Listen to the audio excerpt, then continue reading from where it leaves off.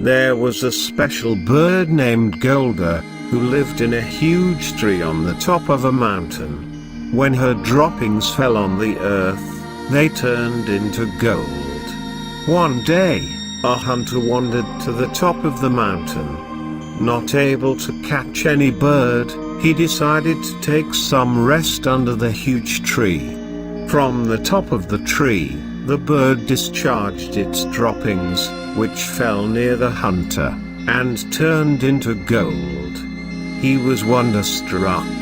The hunter thought, "All these years I have been catching birds, but I have never heard of a bird's droppings turn into gold. This is a special bird, which I will have to catch." He set up a trap on the tree, which the bird did not notice, and he was caught.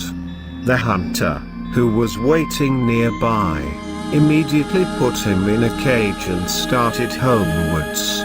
On the other hand, the bird repented that he was careless not to notice the trap. On his way, he thought, "If I keep this bird, I will become rich, and everyone will be suspicious. Someday, someone will come to know the truth of the riches and the bird, and report it to the king. I rather present the bird to the king, and be content with whatever he offers me in return." So, he went straight to the palace and told the king everything. He gifted the bird to the king.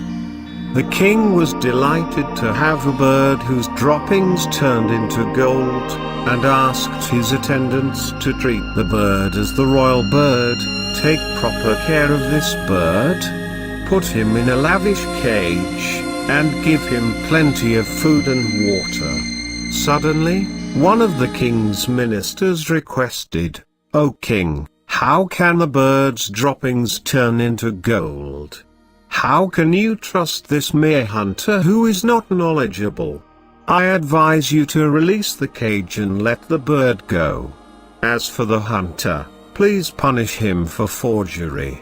The king pondered over the words of his trusted and knowledgeable minister, and asked his guards to arrest the hunter and release the bird.